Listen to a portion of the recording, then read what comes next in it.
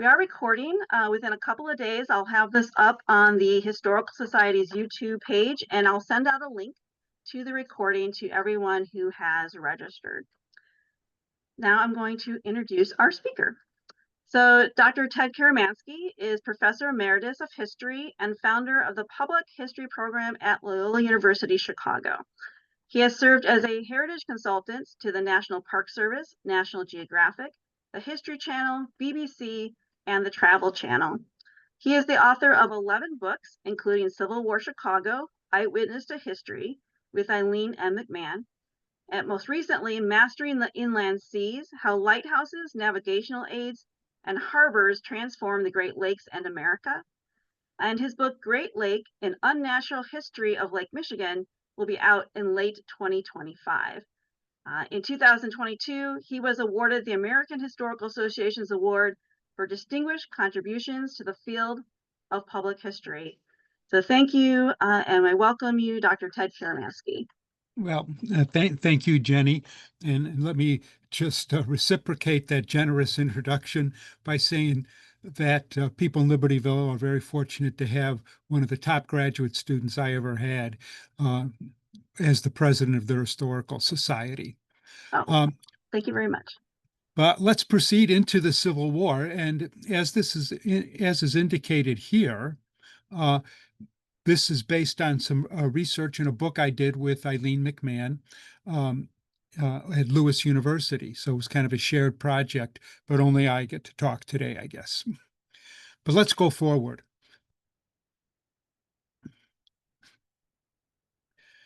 The Civil War has always been a controversial subject, and it just doesn't seem to go away.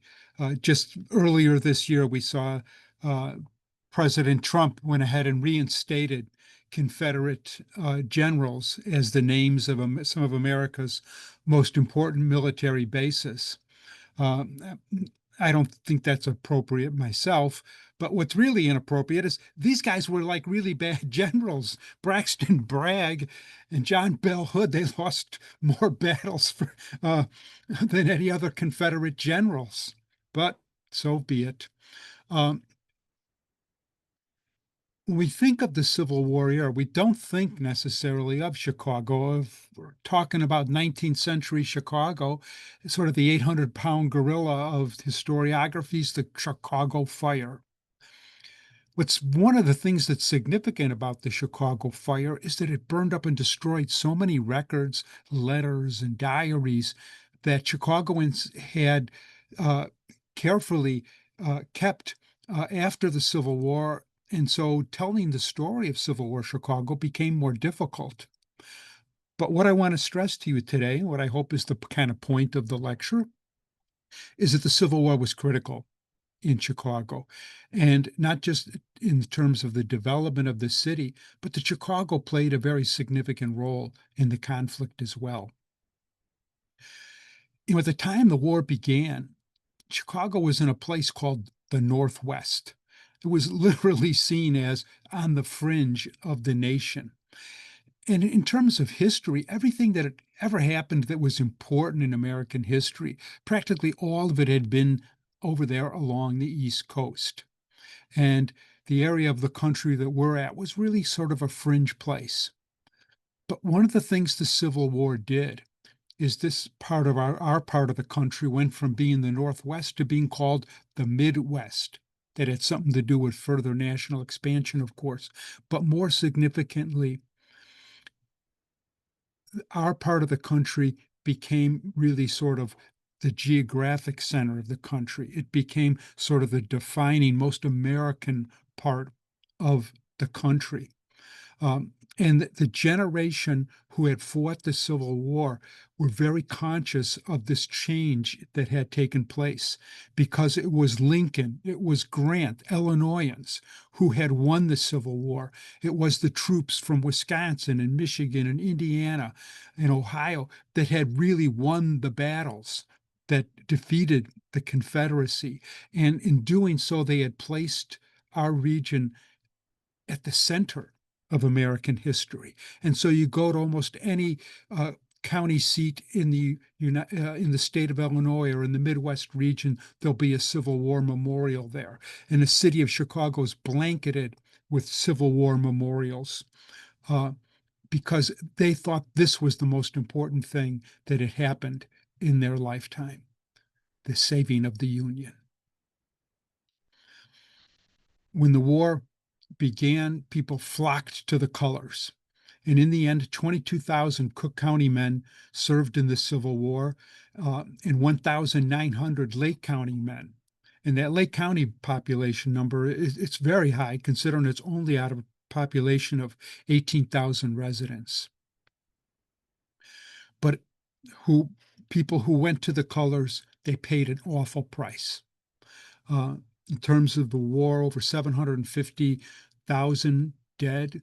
Sometimes some historians believe that should be 800,000. Terrible, terrible. It's the equivalent today if we'd lost 2% of the population. Some of you may know Ivanhoe Cemetery in Mundelein, right near Libertyville there. And I took a picture of this monument. This is from Joseph Norton.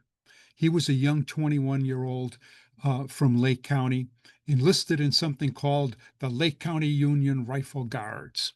And he saw action for the first time in the terrible Battle of Shiloh in April of 1862. This battle was such a traumatic thing for the United States because in this just one battle, more Americans died than in all the previous wars the United States had fought up to that time. More than the Revolution, who died more than the War of 1812, the Mexican War, and so forth. And this really hit home here in Illinois because a third of Grant's army was from Illinois. And nobody was prepared for the scale of the destruction that had taken place in this two-day battle. The army was totally unprepared as to how to deal with the dead and certainly the wounded. Indeed, many of the wounded lay on the Shiloh battlefield unattended for 3 days. And help really only came when people in Chicago and in Springfield went ahead and organized emergency trains to go south and steamboats loaded with doctors, nurses, and medical supplies to go down there and deal with the issue on their own. And that illustrates an important point. This was not a war on the other side of the globe in Afghanistan or Iraq. This was a war that was fought in our backyards, at most a day's train ride away to the battlefront. After the death and destruction of a battle like Shiloh, the attitude about the Civil War among people back home changed, and you began to see a prospect of really trying to not think about the Southerners, the Confederates, as our wayward brothers and sisters, instead to demonize the enemy. And what you see on this slide here is a Harper's Weekly illustration that kind of gets at that point, that somehow there's something unmanly, there's something demonic about the Confederacy. And that affected the kind of measures people were willing to put up with in the Civil War. People began to call for a hard war against the South. And this was illustrated in many ways at the Camp Douglas prisoner of war camp in Chicago. Camp Douglas was originally set up as a Union Army training camp. And indeed, through much of the war, it continued to be a Union Army training camp. But after Grant captured a Confederate army in the battles of Fort Henry and Fort Donaldson, they had to send the prisoners somewhere, and they sent them up to Chicago. And Camp Douglas became one of the largest prisoner of war camps in the North. And as you can see on the slide there, it's located not too far west from where the White Sox play. Now, when Camp Douglas was a Union training camp full time, there were a lot of people that died there. And the photograph I have on this slide, you can see the graves of some of those young men who died while they were simply in basic training.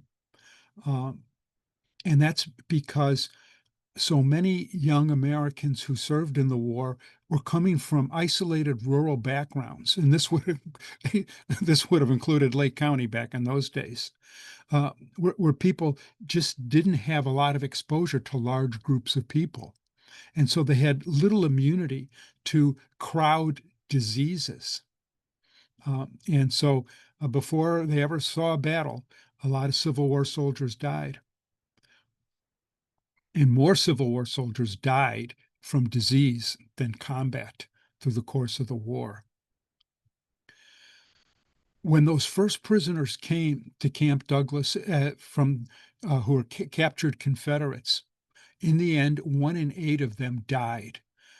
They died in part because they came here in railroad cars without heat in February, and also because they were even living in a more rural society than the North. And again, they were not susceptible. They didn't have immunities to crowd diseases. So it was really awful. And so over the course of the Civil War, uh, somewhere between 4,500 and 6,000 Confederates died in Chicago. More Confederates died in Chicago in the Civil War than on any battlefield. And if you go to Oakwood Cemetery, 6,700 South, just a little bit uh, west of Jackson Park, Oakwood Cemetery, you'll find the largest mass grave in the United States, and that is those Confederates who died in Union care in the course of the war. And this kind of thing happened in part because of their vulnerability to disease, but also, you know, the war coarsened people's attitudes, and they probably could have done a little bit better job of taking care of these prisoners, but that wasn't their interest because so many Northern families had lost sons to a rebellion that had been precipitated by the slave owners of the South. Now, fortunately, the war elicited on the home front something more noble than a desire to demonize or the enemy. And a classic example of that is something called the Sanitary Commission, which was sort of a cross between the, the Red Cross and the USO. And it was a voluntary organization. It was not an official government agency. Um, and it had a male board of governors, but it was basically women who really made the Sanitary Commission work. And the leader of the Sanitary Commission in Chicago among the women, because there were these men who were in charge of it, was Mary Livermore, a remarkable, remarkable woman. She was the only journalist, female journalist, who covered Lincoln's nomination in the Wigwam in 1860 when he got the Republican nod for the presidential race. Um, she wanted to be a nurse to help out with the wounded, but she had children at home, so she had to find a way to uh, help the war effort, but in Chicago. And so she began to develop a network of women, and then again, not just in Chicago, but all across in Wisconsin, Michigan, and Indiana. She began to build this regional network, and in 1863, Grant's army was down in Vicksburg, and they had a problem with scurvy. And so they needed to get fresh vegetables down to the army, and the Sanitary Commission used up all their money to do that. So they were pretty much bankrupt. And Mary heard this, and so she went to the men who were running the Sanitary Commission and said, "Look, I think the group of ladies that I've organized, I think that we can go ahead and raise more money uh, for the commission. Um, if we go ahead and like create a situation, we'll get donated goods and we'll sell them. And the men looked at her nicely and they said, well, Mary, how much money do you think you ladies could raise that way? And she said $25,000, which was a lot of money then. And they just laughed at her. Oh, sure, Mary, you guys go ahead and you ladies go do that. See what you can do. Well, her network began to send in the best products from all different parts of the Midwest region. And so many things came in that she had booked to have these sales take place in all of the uh, assembly halls in the city, but they still had more stuff coming in. So she had building materials that had been donated, and she had an architect develop plans, and they were uh, they were going to build an even larger assembly hall that could hold most of the items for the sanitary fair. And the architect was there. The materials were on the construction site. This is over where the Chicago uh, Cultural Center is today. And Mary goes there, and the workers are just sitting around with the lumber. She goes, "Hey, it's going. This fair is going to happen in a few weeks. We got to get this building up." And they said, "No, we can't do this until we get a legal contract." And she says, "Here, look, I signed the contract." And they go, "Yeah, that's the problem. You're a woman. You're not allowed to sign contracts that are legally binding." So Mary bit her tongue and had her husband sign the contract. The building got built, as you can see, um, and uh, they began to sell all these goods and services that were being offered by people. This was an incredible thing. They went ahead and had a place where where shoes were donated that you could buy, dresses, men's clothes, a haberdashery, uh, a barber shop. Uh, they had an art gallery. They had a theater. They had a food court. It's like in 1863, she invented the shopping mall. But it took another 100 years for that idea to catch on, unfortunately. Um, and so this was a hugely successful endeavor. And when it was over, Mary Livermore went to the men of the Sanitary Commission, and now they were very anxious to see her because they saw what a splendid uh, situation she had created. And she gave them a check for $86,000. And all they said to her is, well, Mary, when can you do it again?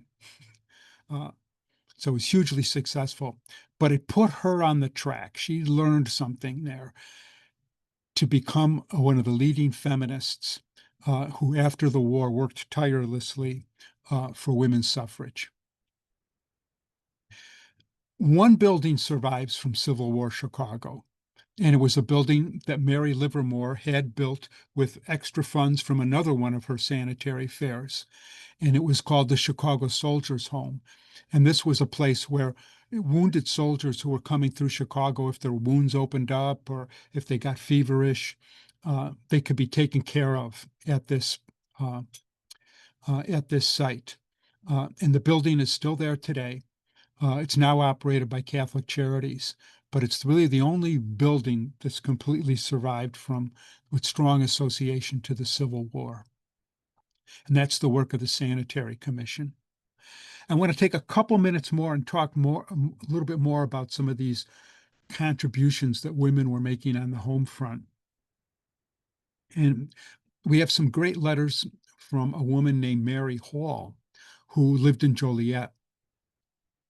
And she was a single woman, getting a little bit up in age, not quite a spinster yet, essentially worked as a housekeeper for her uncle and a number of people who boarded at the house. But her brother was in the army and her fiance was in the army. So she was constantly getting letters and she was very concerned about what was happening in the war.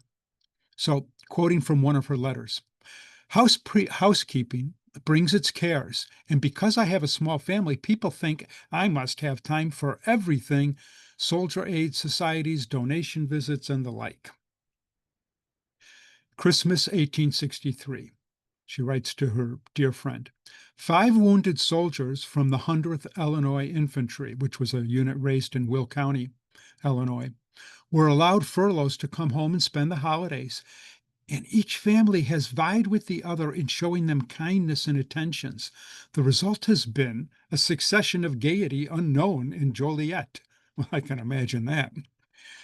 I could not escape my fate, so I sent out 89 invitations, and then the next evening, 78 guests appeared. Of course, I had much to do to prepare. My salads and jellies were pronounced faultless. The table looked beautifully. Every article on it was prepared with my own hands, and you can imagine the care experienced until the last guest was departed. Can you imagine any one of you, I don't care how great a hostess you may be, entertaining 78 people and preparing everything yourself? Another letter. Your question in regard to what is most needed by the soldiers, I hardly know what to say. Every week we receive orders from Chicago. That would be orders from Mary Livermore. Sometimes it's shirts that they want, again, drawers, towels, and napkins. After the Battle of Kennesaw Mountain, it was shirts. Last week it was vegetables. We are sewing all the time. And if anything in particular is ordered, we drop them and then take that info. We have dried and canned currants, made wine that they must have. In April, we pickled 4 barrels of sliced and pared potatoes, putting spices and horseradish and a few onions between each layer, scalded the vinegar, and poured over it. And that was sent to the regiment by express. The cost of transportation was $60 alone. But the last of the letters that we have from Mary Cheney Hall are sad. Mary received a telegram that her lover, her fiance, George Rouse, had been wounded in the battles outside Atlanta in 1864. And he had an amputation and died in the wake of it. A mutual friend wrote to her. A few moments before he died, George roused up and said, I want to speak to you of Mary. She has been a very, very dear friend, so kind, so good, so noble. May God bless her. Mary, in reply to that sad news, I cannot speak to you of my grief. It is overwhelming, and sometimes I think we shall not be separated long. I don't want to throw away my life, and I trust in the Holy Comforter to give me strength to enable me to take up the burden of life where George laid it down. I think of him at rest, no more many marches, the goal reached and victory sure. She wasn't quite a widow since she was only a fiancée, but the Civil War produced 280,000 widows in the United States. One of the people who really helped, like with the Sanitaries Commission's work, was George Frederick Root, who wrote marvelous songs about the Civil War that really helped keep morale up.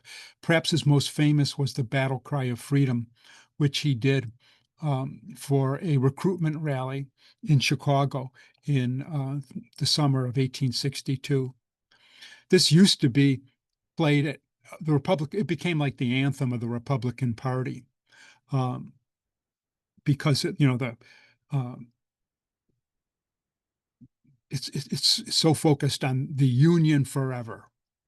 You don't hear too much of the battle cry of freedom at Republican rallies today because it's a party that's dominated by the Southern states. One of the individuals who was not a fan of the Union war effort was Wilbur Story. He was the editor of the Chicago Times, which was by far the most popular newspaper in the city. Chicago was pretty well evenly divided between Democrats and Republicans at the time. And from the moment Lincoln issued the Emancipation Proclamation, he never said a good thing about him. He was always insulting Lincoln. As you can see the quote there, how can so foolish an old joker be president? um, Someday he should look up his editorial on the Gettysburg Address, which he described as an insult to the American people. Uh, but because he was so anti-Lincoln administration, in the summer of 1863, the idiot pictured in the upper left of the slide, Ambrose Burnside, um, ordered Union troops at bayonet point to close down the Chicago Times. This led to rioting in the streets, and a crowd of angry Democrats, because the Chicago Times was a Democratic newspaper, uh, started marching on the brand new Chicago Tribune building. And Joseph Medill, the editor of the Tribune, panicked and he wired Lincoln, "You've got to get the Chicago Times opened up again before they destroy my new building." And Lincoln obliged him. It wasn't a very ill-advised trampling of the freedom of the press that Burnside had initiated without Lincoln's permission. But there was this strong undercurrent among the Democrats in the city in 1864 that somehow the war is just dragging on and on, and we're not going to defeat the Confederacy. We need to just negotiate a peace agreement with them. And if it means a breakup of the Union, so be it. We'll at least not have this awful war. And so the Democratic Party chose Chicago because of the Chicago Times as the place for them to have their national convention. And in that convention, which was held in Lake Park, you can see in the bottom of the slide the building that they had constructed, their party wigwam for that convention. They said the war's a failure and we need to negotiate with the South. And Lincoln pretty well thought he was going to be voted out of office. But just before, or just after the Chicago Convention adjourned, Sherman took Atlanta. And a little bit after that, the Confederates were defeated and lost Mobile, one of the last open ports for the Confederacy. And so it suddenly looked like, well, maybe the war is not a failure. Maybe it looks like victory could be had in the next year. But there was this sentiment among some people that the Lincoln administration, things like shutting down the Chicago Times, suspension of habeas corpus in a couple of cases, so that they felt the Lincoln administration was a greater threat to liberty than the Confederacy. And so a number of Democrats in Chicago, including the former Cook County sheriff, conspired with Confederate agents to try to liberate the prisoners at Camp Douglas and take over the city. You can see some of the desperate characters that were in that prison. British adventurer Grenville came in working with Confederate agents. But loose lips sink ships, as they say, and word of these people coming into the city to help try to liberate the prisoners, and extra Union troops were assigned to Chicago, and they were able to suppress the conspiracy.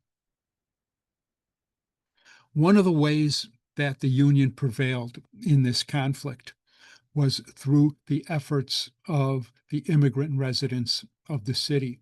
This was particularly true of the Germans. As there's an editorial from the Chicago's German language newspaper.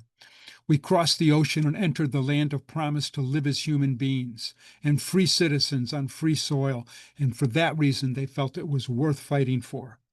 Illinois produced 2 entirely German regiments during the course of the war. And the Irish also rallied to the flag.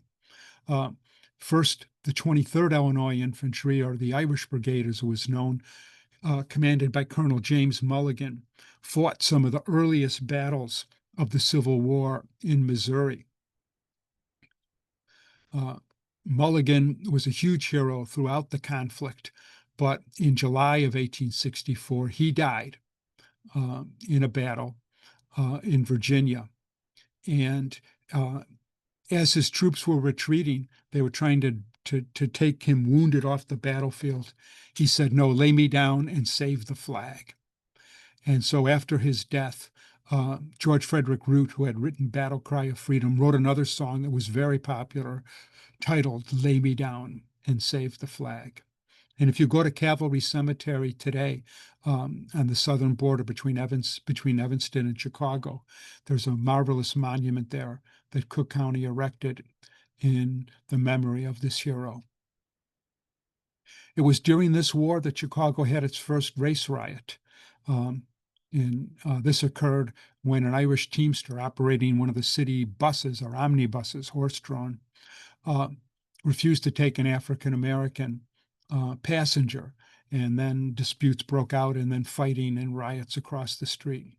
And there was tension back and forth, particularly between Irish immigrants and African Americans. The Irish were the lowest on the lowest totem pole in the city of Chicago. They had the hardest jobs. They lived in the worst neighborhoods because so many of them were just famine refugees from the Emerald Isle. Read you just briefly an article from the Chicago Tribune in 1862, and it illustrates this other problem, that here you had the two poorest groups of people, African Americans and blacks, fighting over the same jobs. And this really happened on the waterfront because there were all these steady flow of lumber ships coming in from Michigan and Wisconsin, and they would all be unloaded on the Chicago River. So the article reads, a riot occurred upon 12th Street in the Chicago River. Seems that a gang of laborers applied to the captain of the schooner Meridian to unload her cargo. They'd about agreed to a price for $45. Pending the settlement, a squad of Negroes came along and took the job for $13. The crowd became indignant and immediately set upon the Negroes, and a general riot ensued. This happened repeatedly all along the waterfront in 1862, 63, 64. Black Chicagoans also fought in the war. The 29th United States Colored Infantry included people from Chicago. The famous 54th Massachusetts, if you ever seen the movie Glory, included some Chicagoans who'd enlisted.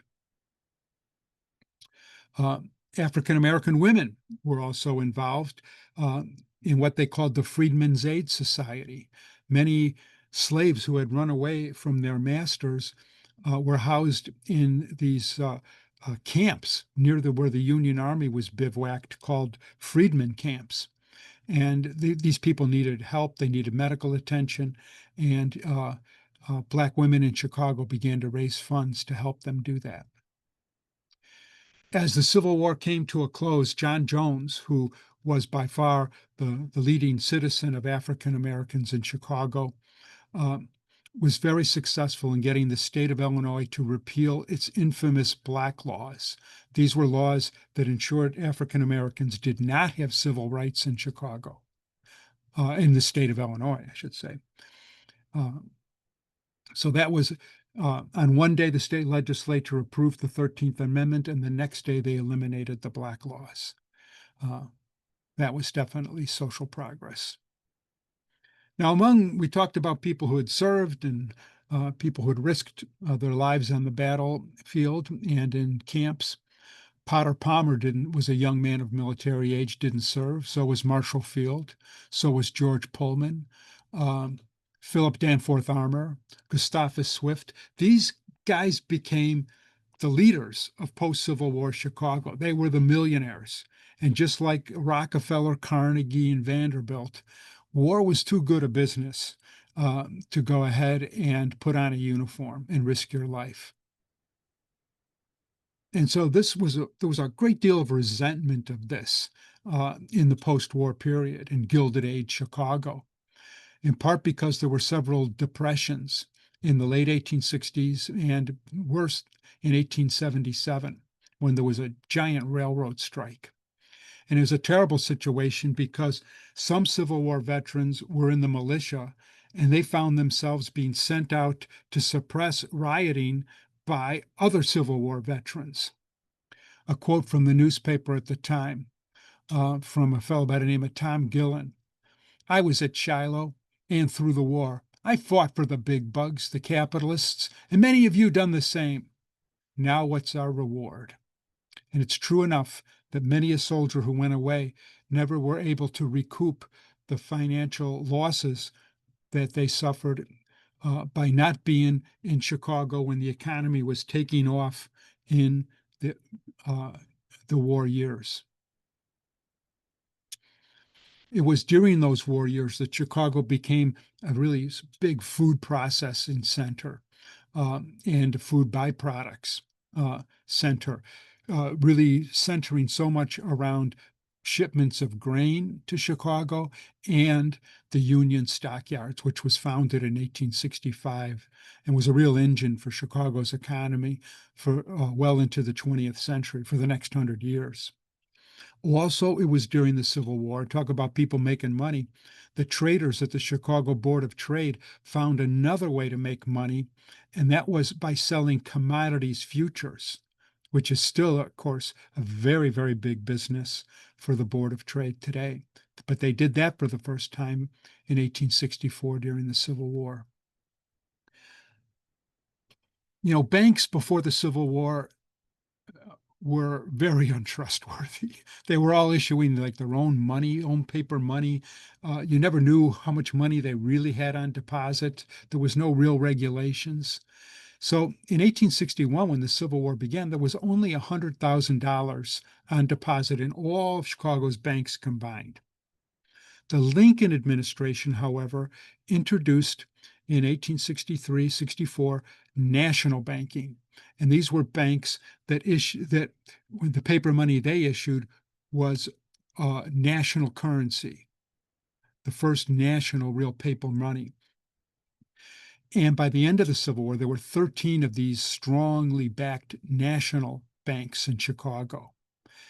And on deposit in those banks was $30 million. Now, here's Chicago beginning to be on the cusp of moving from being a commercial center to an industrial center. And you need to have finance capital, and that secured it for them. So that by 1870, the number of factories in Chicago had tripled. And significant in there is the building of an iron and steel industry. And it was in Chicago, at the North Chicago Rolling Mill, that the first steel rail in the United States was made. Later, that company built a second steel mill on the southern part of the city, became South Works, it was called, and became the cornerstone of the United States Steel Corporation.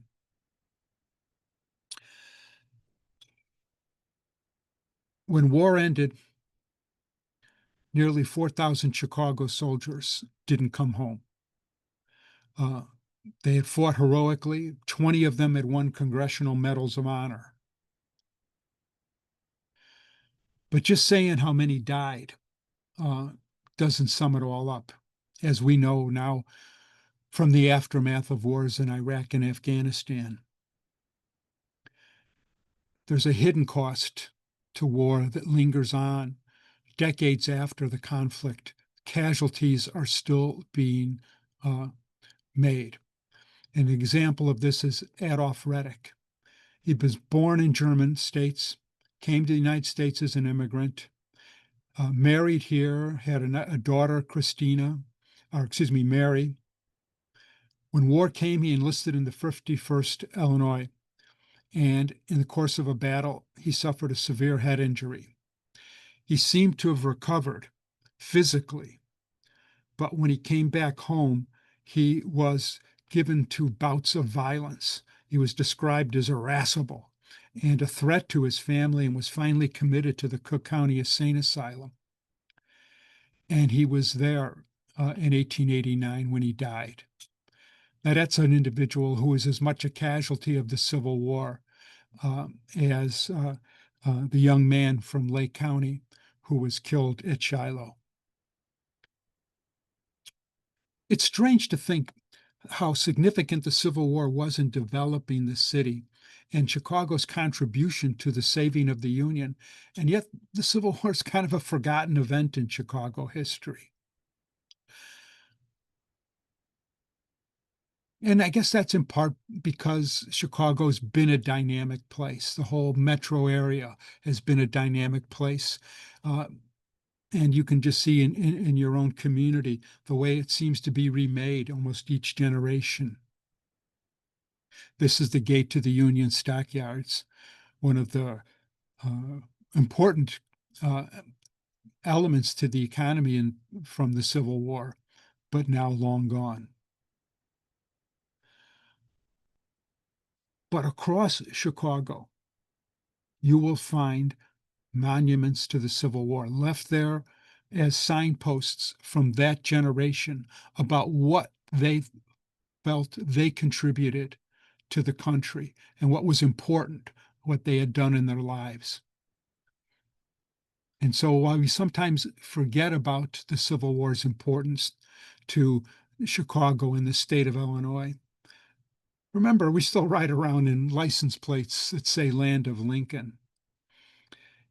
And in the bustle of the trading pits and in Chicago's, great train yards, in the tension of racially divided communities. In all these ways, the hand of the Civil War generation still rests on Chicago's shoulders. Thank you, and I'd be very happy to entertain any questions. All right, thank you very much, Dr. Karamanski. If you have questions, if you would put them either in the chat or in the Q&A, and I can read them out to Dr. Karamanski. While we're waiting for those questions to come in, oh, so the one question is, what is the last slide? So the slide we're looking at right now, do you want to address what we're looking at right now? Oh yeah, that's a paid political or paid commercial advertisement. The first one, the largest one, is the book I wrote with Eileen McMahon, Civil War Chicago: Eyewitness to History. That is sort of an abbreviated history, but that includes documents and letters from the period of time that lets the participants speak directly to the reader.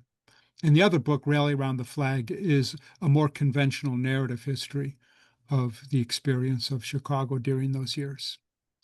Actually, apparently, our attendee was asking about the previous slide. Okay. About the statue. Oh, yeah, good. Is that Grant in Lincoln Park? Yes, let me just go back there. Here we go. Yeah, that's the statue of U.S. Grant in Lincoln Park. The day that statue was dedicated, at that point, Lake Michigan came almost up to where that woman's walking with the stroller. But on the day that statue was dedicated, it was estimated that 200,000 people showed up for the dedication. It was more than half the population of the city came there for that. I just want to, if you could actually go to the other slide with the book covers on it. Mhm. There's actually a Livermore connection. So that picture on Rally Around the Flag is the Mary Livermore built building that's still standing, correct? Exactly. Yeah, that's right. So William Boynton is the architect of what is now our American Legion Hall. Oh, really? Yeah, it was built in 1894 as the Township Hall. And he also designed the 1868 Union Church in Liverville, which is no longer standing, and is thought to be the architect of the Ansel B. Cook home because Boynton and Cook had business relationships. Well, there's a connection that Libertyville has with the Civil War era architect, and he was the first real professional architect in Chicago. See, we have one person saying, I'm a middle school teacher in Batavia where we talk about Mary Todd Lincoln's stay at Bellevue Place. What other sites in the collar counties can I mention to students to make the Civil War come alive for them? In the collar counties. Well, I know that the Waukegan Historical Society has a bed that Lincoln slept on in Waukegan. No. There's a story about Lincoln speaking in Waukegan and there being a fire or something and going out to help stop the fire. I can get more information on that for the participant if that's of interest. Yeah, that's an interesting connection. And of course, there is the Lake County Memorial to the Civil War that is in Waukegan as well. Oh, but the other place, well, it wouldn't be so much the Civil War. Occasionally they have Civil War stuff. Is the First Division Museum in Wheaton. It's more about the more recent wars, but sometimes they do Civil War reenactments there.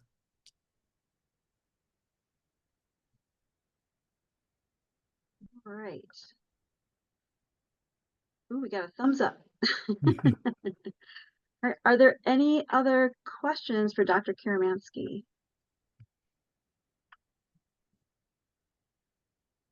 Okay, well, again, we thank Dr. Karamanski for being able to join us this evening and all of you for joining us as well.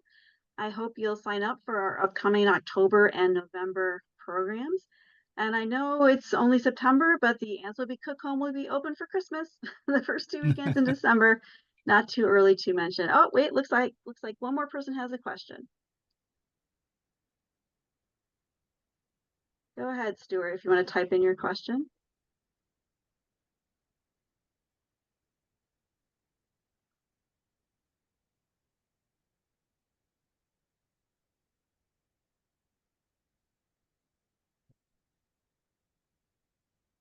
Okay, well, I'm not. Oh, there we go.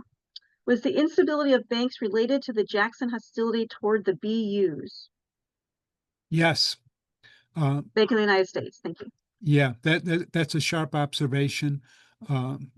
Jackson was by far the worst president in terms of economic policy we ever had. But yeah, he destroyed the Bank of the United States, and it pretty much was anything goes in American banking until the national banking laws came in.